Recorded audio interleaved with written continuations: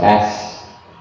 Selamat malam, selamat bertemu dengan Sokolimo. Di sini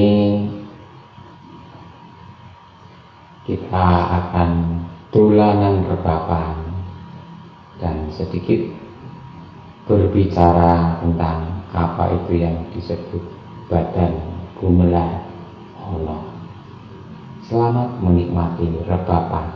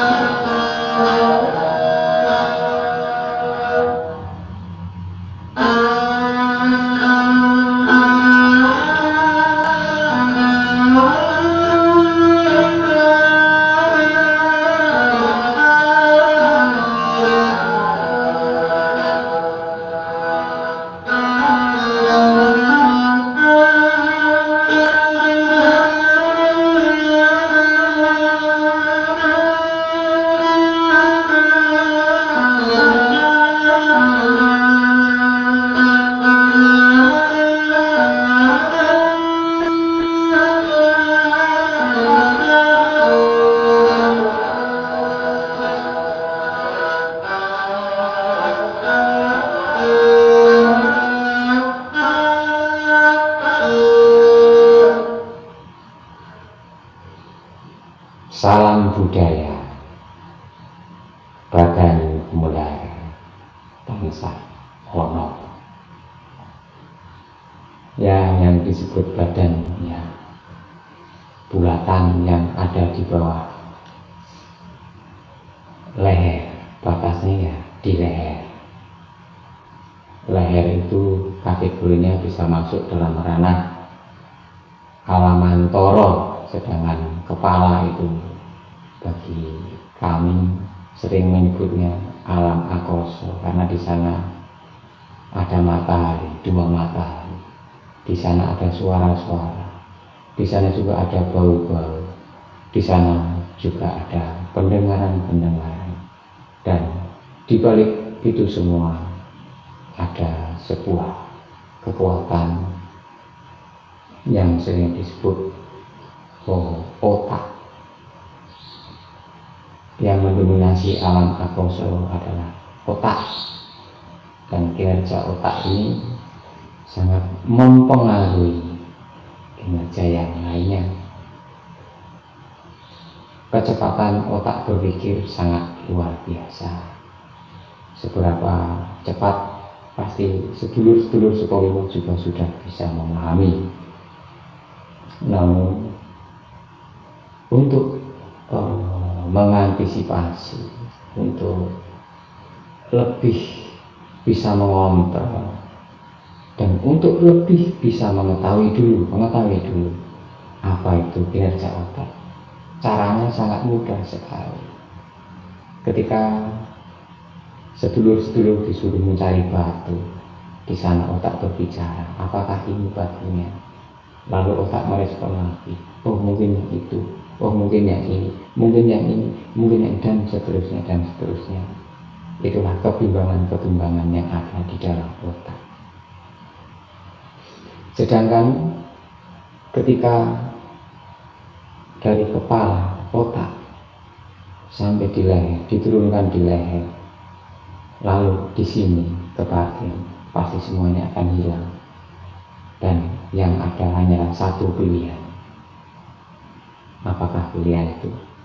Ya, entah itu pilihan benar atau salah, itu bukan masalahnya, dan bukan istilahnya, dan istilah benar salah nggak ada di dalam sini. Karena apa? Benar dan salah hanya ada di dalam sini. Setelah kuncinya untuk memahami itu adalah ketika kita makan, ketika kita minum, ketika kita merokok, dan lain sebagainya, dan seterusnya. Di mana habisnya rasa? Hanya sampai di sini, di batas leher, habisnya rasa. Lalu akan turun ke bawah, dan di sana sudah tidak ada rasa yang bisa dideteksi oleh otak. Maksudnya rasanya akan lain. Dan di sini merasa gurih, di sini merasa kasinan, di sini merasa nyaman, di sini merasa enak, di sini merasakan kopi yang gelap, di sini merasakan minum air putih itu ternyata bla bla bla bla dan seterusnya. Lewat sini sampai sini dia hanya mendeteksi, oh hanya untuk memenuhi energi kebutuhan akan sebuah rasa yang disebut haus. Oke, ini kita sambil kita sambil belajar mengenal nada-nada yang ada, yang dimiliki oleh leluhur kita.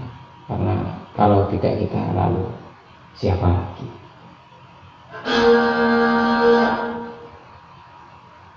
Ini akan saya bunyikan nada-nada pelok 6. Pelok 6 itu bermain nada. Nah, ini nada lepas, ini disebut nada 6.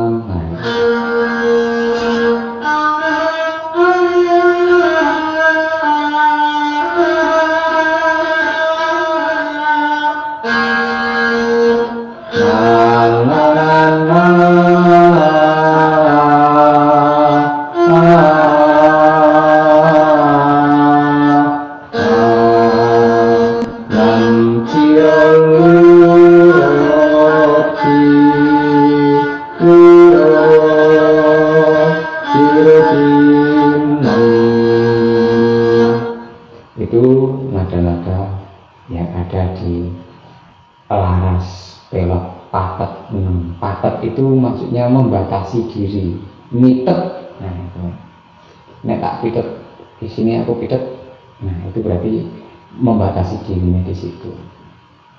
Jadi perlu diketahui patet itu bukan masalah apa-apa, cuma di situ adalah masalahnya batas wilayah nada-nada yang dimainkan. Jadi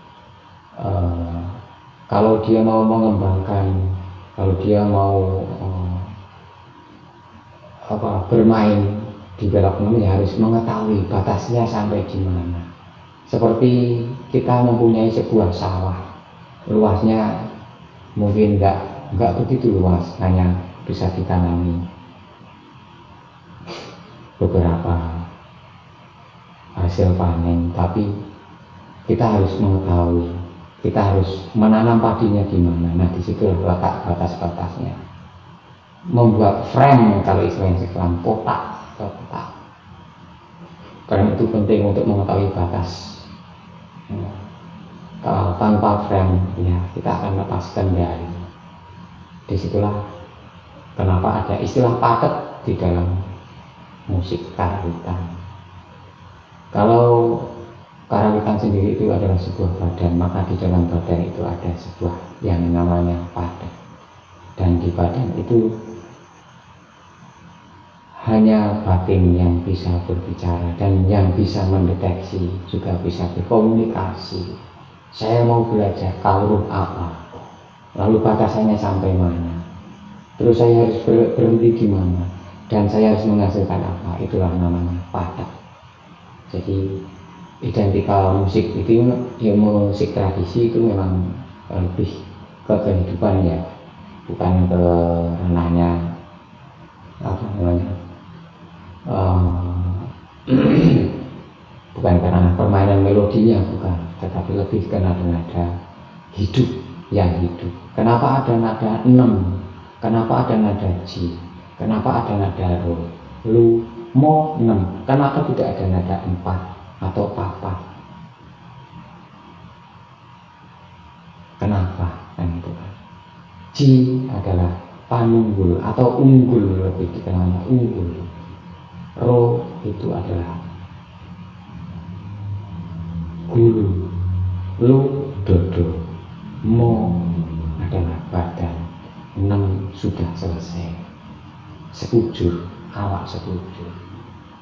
Jadi kita bermain di pelok 6 adalah bermain di ranah badan sekujur. Nanti berbeda lagi ketika kita bermain di wilayah padat pelok barang atau padat pelok 5, akan berbeda lah. Saya harap sedulur-sedulur yang menonton streamingnya Sukolimo juga bisa menikmati. Saya akan sedikit bermain di wilayah Padat 6. Selamat menikmati.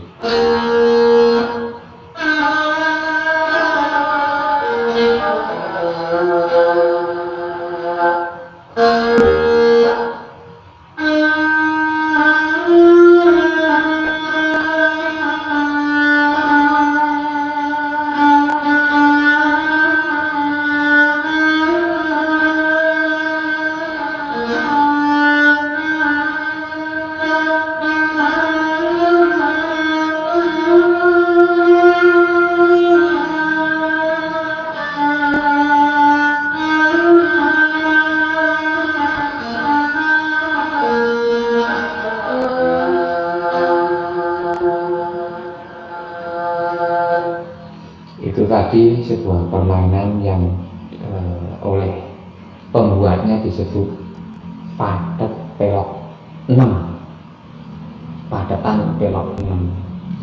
Jadi hanya bermain nada-nada di 6 lu yang nada low atau besar. Lu monem ciro lu, hanya sampai itu, belum sampai ke nada selanjutnya seperti lu monem ciro lu. Masih ada lagi oktav di atasnya lagi masih.